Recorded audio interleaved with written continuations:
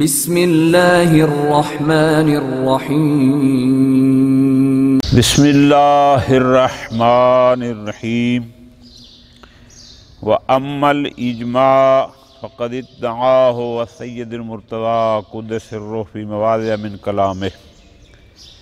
موضوع ہمارا چل رہا تھا حجیت خبر واحد۔ جو لوگ خبر واحد مجرد عن القرائن کی حجیت کے قائل نہیں ہیں، انہوں نے اپنی پہلی دلیل کے طور پر آیات کو پیش کیا جو ہم نے کل تلاوت کی۔ اس کے بعد انہوں نے دو قسم کی روایات کو پیش کیا۔ ایک وہ روایت تھی پہلی کہ جس میں واضح تھا کہ جس کے مقطوع الصدور انا ہونے کا آپ کو یقین نہ ہو اس پر عمل، اور دوسری روایات وہ تھیں کہ جس میں یہ تھا کہ جو بھی حدیث تمہارے پاس آئے اس کو قرآن اور حدیث سنت متواترہ کے پر پیش کرو، اس کے ساتھ ملاؤ، مقایسہ کرو، اگر موافق کتاب ہو، موافق سنت متواترہ ہو تو اس پر عمل کرو، وَإِلَّا فَلَا۔ تیسری دلیل مانعین کی ہے اجماع۔ سید مرتضیٰ نے بھی دعویٰ اجماع کیا، شیخ طوسی کی طرف بھی یہی نسبت دی ہے کہ وہ بھی اس پر اجماع کے قائل ہیں، حتیٰ کہ شیخ طبرسی بھی وہ دعویٰ کرتے ہیں، ترجمے میں آ جائے گی بات، کہ اجماع ہے اس بات پر کہ وہ خبر واحد جو مجرد عن القرائن القطعیہ ہو وہ معتبر نہیں ہے، وہ حجت نہیں۔ شیخ اعظم رحمۃ اللہ علیہ ان تین دلیلوں کے ترتیب سے جوابات شروع فرما رہے ہیں۔ فرماتے ہیں جہاں تک بات ہے آیات کی، ان کا جواب ہم آپ کو تفصیل سے وہاں دیں گے جب ہم مثبتین کی ادلہ کو پیش کریں گے کہ یہ آیات عمومات ہیں، ان عمومات کی تخصیص ہو چکی ہے، کیسے ہوئی ہے، اس کا جواب ہم جب جو قائل حجیت ہیں جب ان میں جائیں گے وہاں اس کا جواب آپ کو مل جائے گا۔ باقی رہ گئی بات احادیث کی۔ آپ نے جو پہلی حدیث نقل کی ہے، توجہ فرمانا آغا جان، وہ حدیث کون سی تھی؟ سب سے پہلی اقرانی داؤد بن فرقت، جس میں کیا تھا کہ جس کے بارے میں تمہیں پتہ ہو کہ یہ ہم سے ہے پھر ٹھیک ہے، وَإِلَّا فَلَا۔ فرماتے ہیں یہ پہلی روایت خود خبر واحد ہے۔ بات کو سمجھو، آپ خبر واحد کی عدم حجیت پر دلیل دے رہے ہیں اور بطور دلیل پیش کر رہے ہیں خود خبر واحد کو، جس کو آپ خود بھی حجت، تو بھئی جس چیز کو آپ خود حجت نہیں مانتے اس کے ذریعے آپ کیسے کسی اور چیز کی عدم حجیت کو ثابت کریں گے؟ نکتہ سمجھ آ رہا ہے نا؟ آپ تو خود ہی اس کو حجت نہیں مانتے، تو جو آپ کے اپنے نزدیک حجت نہیں ہے اس سے آپ کیسے دلیل بنائیں گے اس کو کہ جناب یہ فلاں چیز حجت نہیں ہے؟ یا تو آپ اس کی حجیت کے قائل ہوتے پھر آپ اس کو پیش کرتے چونکہ یہ حجت ہے اور لہذا اس کے مطابق فلاں حجت نہیں ہے۔ جس کو آپ خود حجت نہیں مانتے اس کو دلیل بنا رہے ہیں کسی اور کی عدم حجیت۔ ٹھیک ہو گیا؟ اگلی بات بہت تفصیل سے وہ انشاءاللہ 2 دن چلے گی، وہ یہ ہے غور کرنا گا۔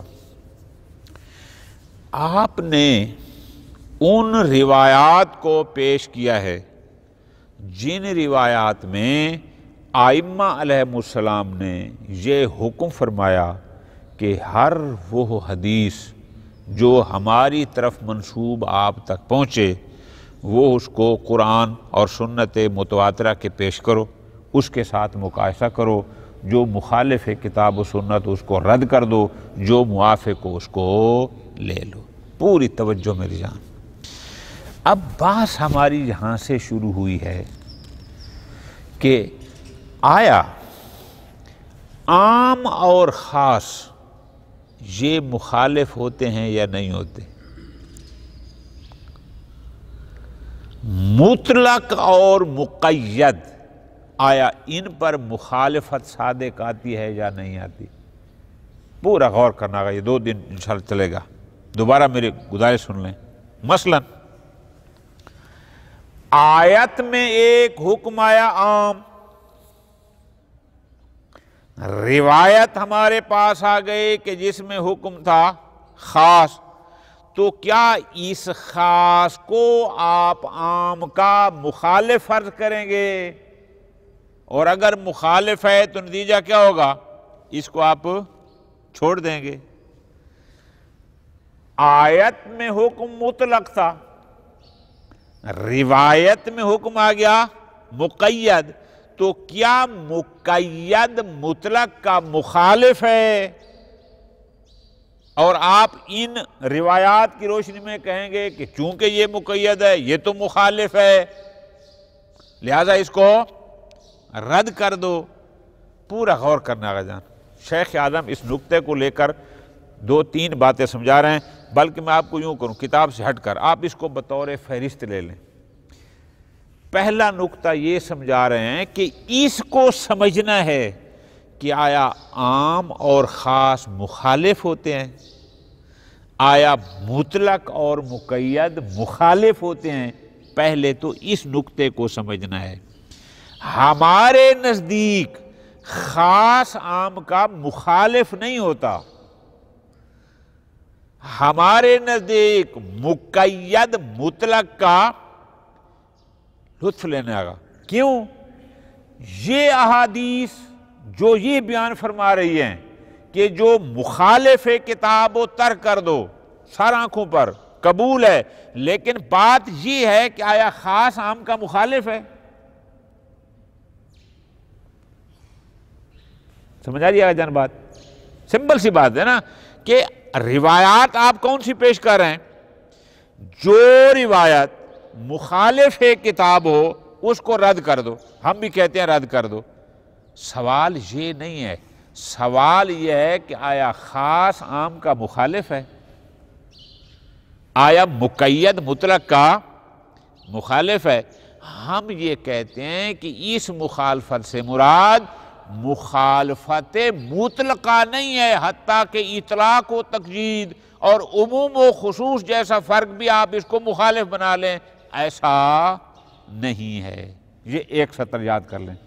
نمبر 2، دوسری سطر، ہمارے پاس مقطوع الصدور روایات موجود ہیں، یعنی وہ روایات، وہ فرامین جن کا قول معصوم علیہ السلام ہونا حتمی، قطعی، یقینی ہے، لیکن وہ ظواہر کتاب کے وہ بھی مخالف ہیں۔ نقطہ سمجھ آ رہا ہے نا؟ یہ بات بھی ہمارے لیے واضح ہے۔ 2 باتیں ہو گئیں۔ نمبر 3، جبکہ ادھر یہ بات قطعی ہے، حتمی ہے، کلیئر ہے کہ جس روایت کے مقطوع، جو روایت مقطوع الصدور ہو، جس کا تمہیں یقین ہے کہ یہ فرمان معصوم ہے، بس وہ حجت ہے۔ نقطہ سمجھ آ رہا ہے؟ اچھا پھر کیا کریں؟ اس کا مطلب ہے، اب اس کو ملائیں گے تو بڑا آپ کو لطف آئے گا۔ کیسے؟ ادھر روایات کہتی ہیں جو مخالف کتاب ہو، مخالف یعنی کتاب کے پیش کرو، جو مخالف ہو اس کو رد کر دو۔ اب ہم نے ترتیب سے چلنا ہے۔ ترتیب سے کیا؟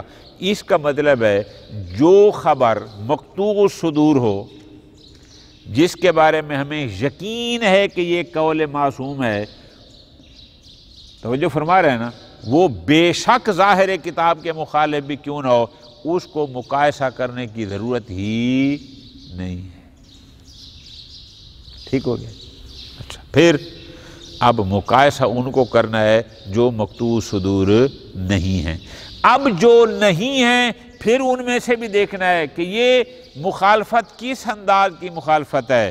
آیا مخالفت اطلاق اور تقیید کی حد تک ہے؟ آیا مخالفت فقط عموم اور خصوص کی حد تک ہے تو ہم یہ کہتے ہیں یہ مخالفت نہیں ہے.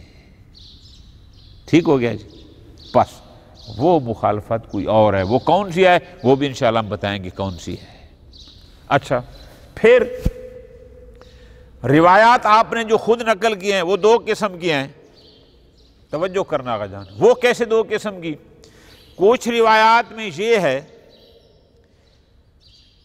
جو مخالف قرآن ہو اس کو رد کرنا ہے، جو مخالف کتاب ہو اس کو رد کرنا ہے.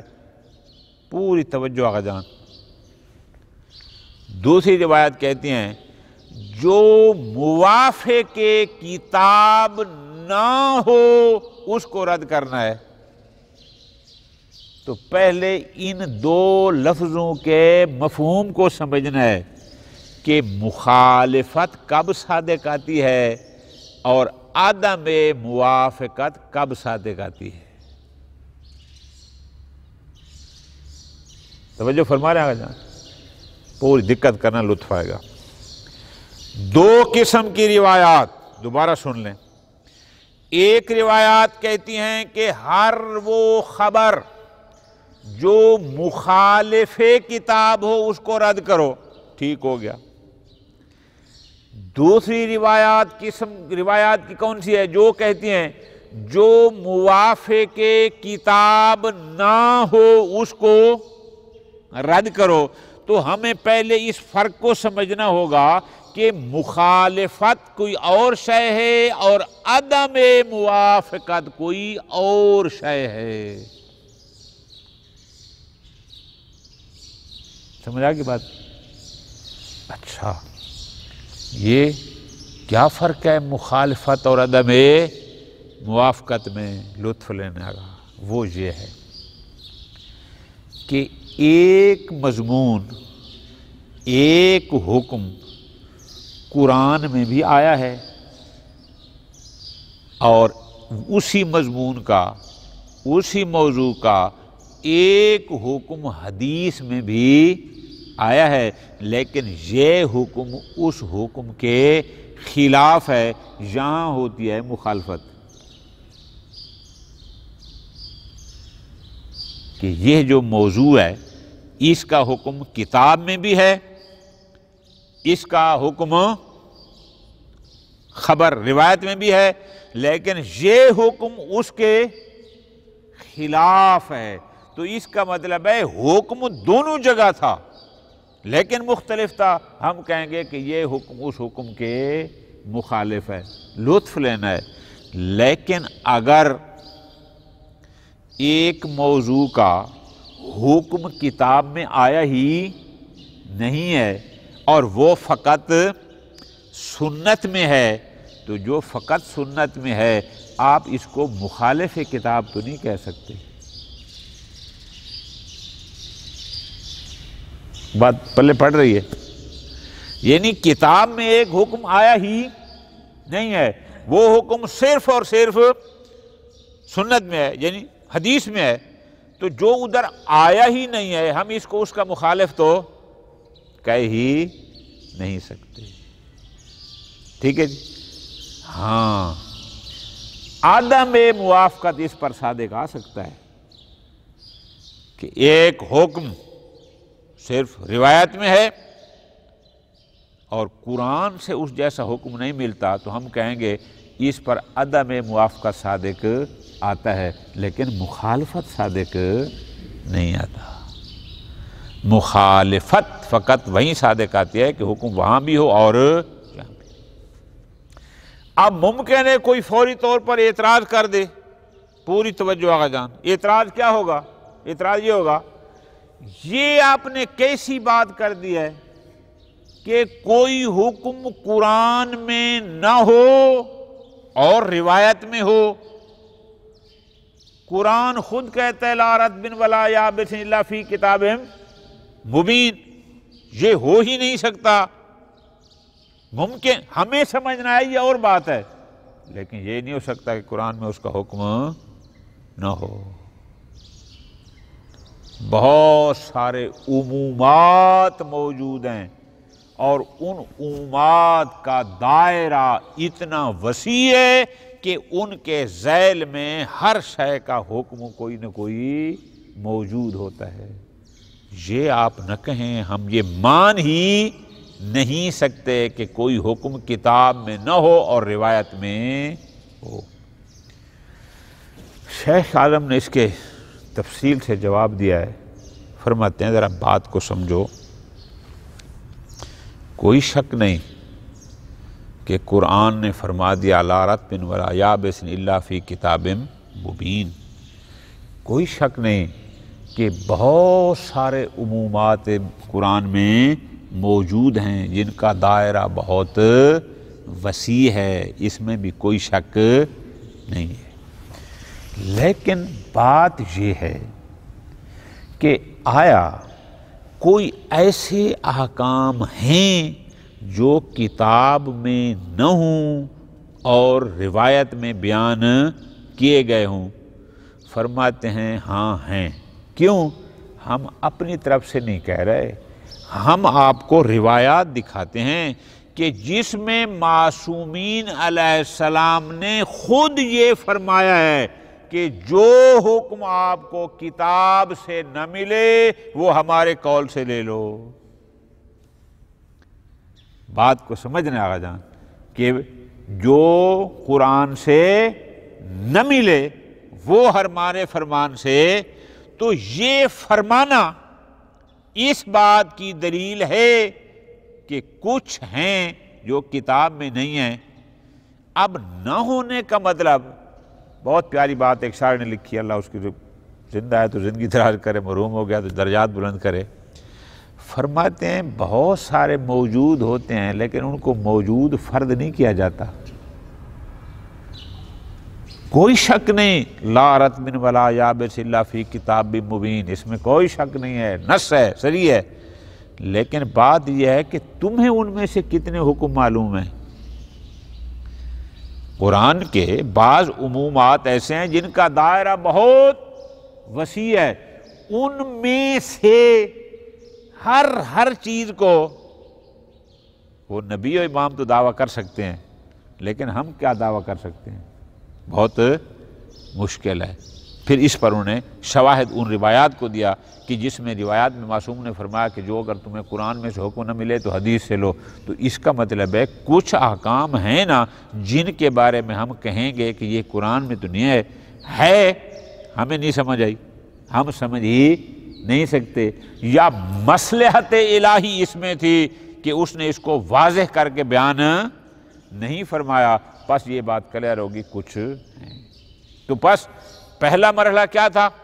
اب ہم ترتیب دیں اور پھر ترجمے کی طرف جائیں کہ کچھ روایات جو آپ نے بیان کی انہوں میں یہ کہا گیا تھا کہ جو مخالف کتاب ہو، تو ہم کہیں گے مخالف کتاب تو فقط وہی ہوگی کہ جس کا حکم کتاب میں بھی ہو، سنت میں ہو، اور ان کے درمیان پھر اختلاف ہو۔ لیکن جو حکم کتاب میں ہے نہیں، صرف سنت میں ہے، صرف روایت میں ہے، وہاں مخالفت کا تصور نہیں ہے۔ پھر آپ اشکال کریں گے یہ ہو ہی نہیں سکتا کہ شے کا حکم قرآن میں نہ ہو۔ پھر ہم آپ کو بہت سارے شواہد پیش کریں کہ نہیں، بہت ساری ہے کہ خود ائمہ خود فرما کر گئے کہ اگر کسی چیز کا حکم آپ کو قرآن سے نہ ملے تو ہماری سنت سے لے لو۔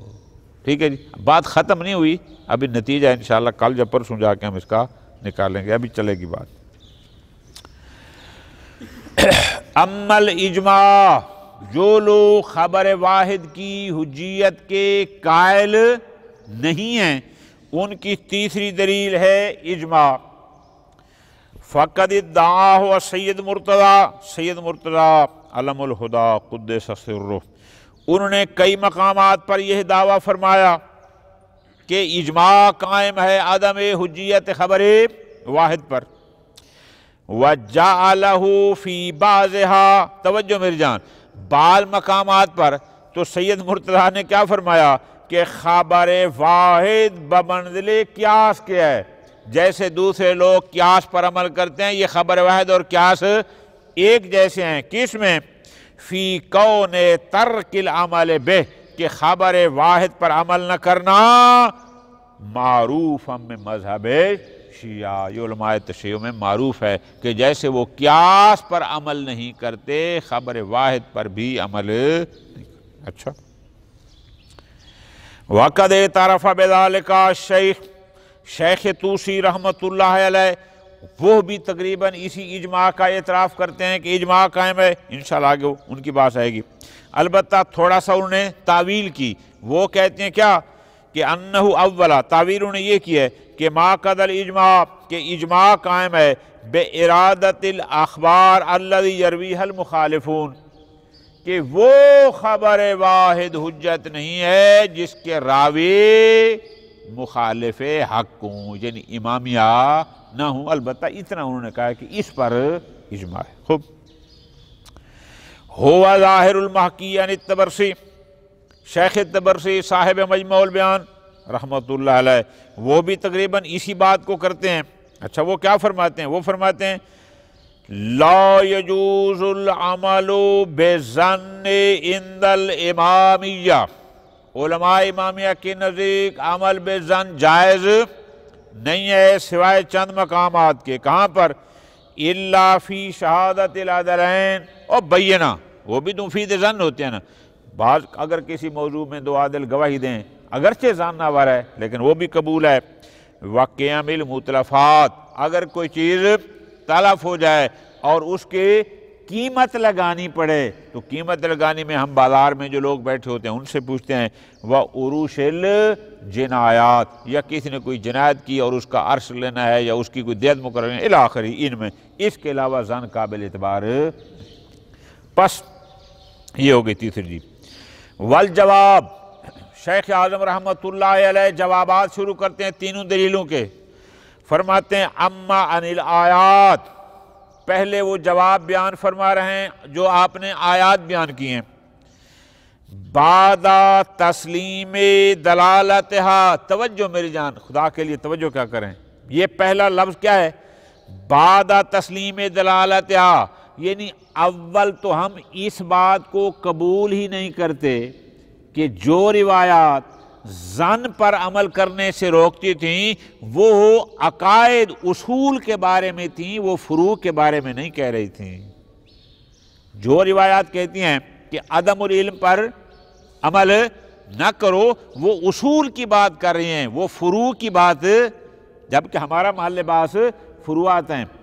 یہ دوسرا ہوگا بعد تسلیم دلالتہا، فرض کرو ہم مان بھی لیں کہ آیات فروعات میں بھی کہتی ہیں کہ عدم العلم کی پر عمل نہ کرو، عمومات، یہ سارے عمومات ہیں، مخصصۃ، اور ان عمومات کی تخصیص ہو چکی ہے بما سیئ من ادلہ، لیکن وہ کیسے ہوئی ہے؟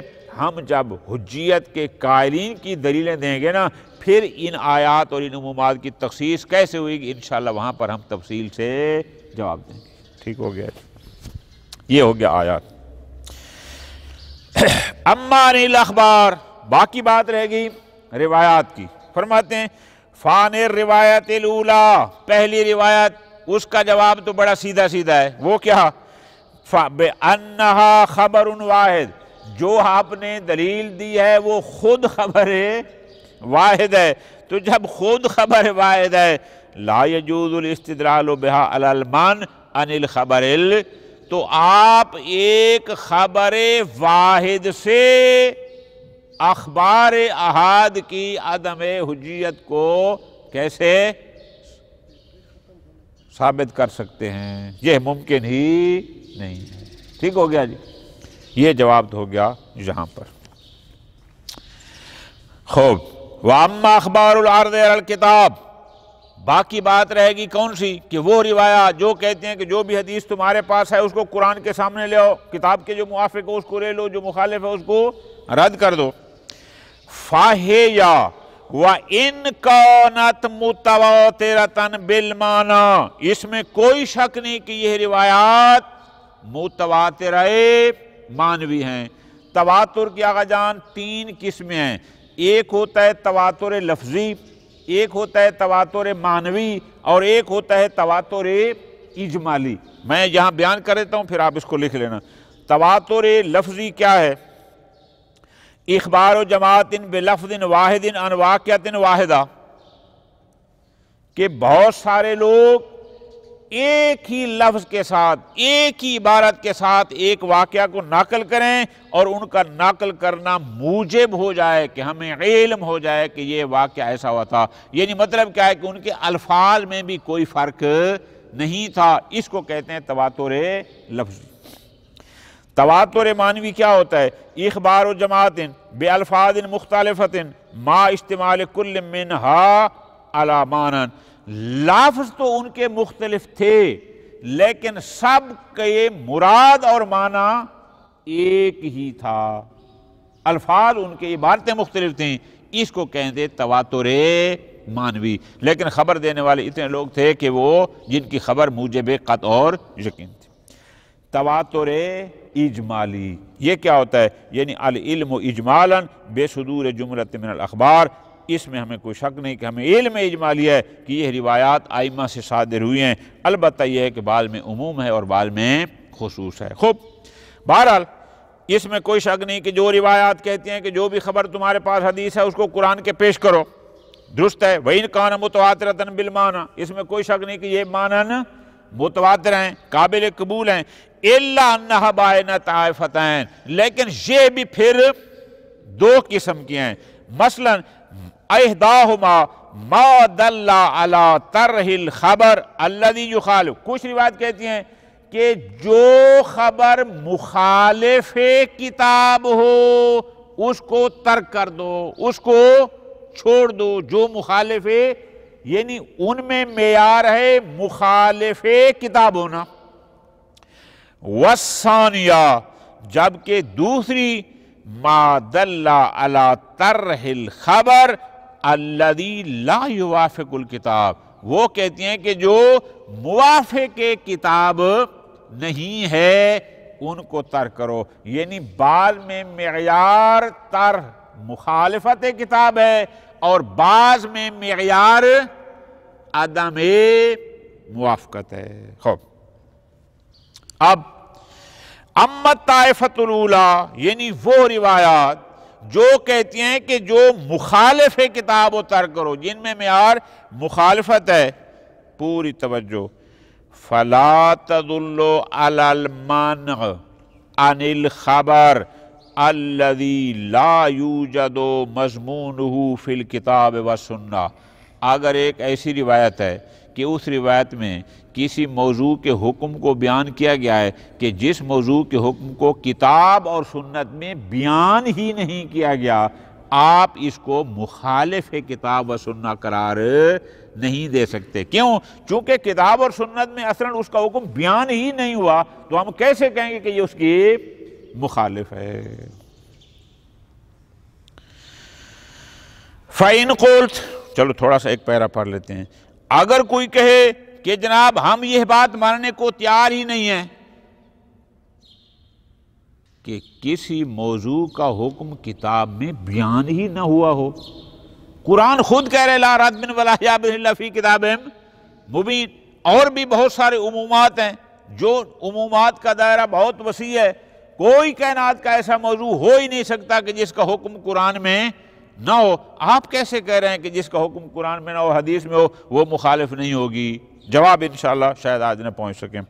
فَإِنْ قُلْتَ، اگر کوئی یہ کہے مَا مِنْ وَاقِعَةٍ إِلَّا وَيُمْكِنُ اسْتِفَادَةُ حُکْمِهَا مِنْ عُمُومَاتِ الْکِتَاب، کوئی ایسا واقعہ نہیں، کوئی ایسا موضوع نہیں ہے مگر یہ ہے کہ ہم اس کا حکم عمومات قرآن سے حاصل کر سکتے ہیں۔ یعنی یہ تو لفظی ترجمہ ہے نا، مراد ترجمہ کیا ہوگا؟ یعنی جتنے بھی موضوعات اس کائنات میں ہیں ہر ایک کا موضوع قرآن کے کسی نہ کسی حکم عام سے استفادہ کیا جا سکتا ہے، سمجھا سکتا ہے۔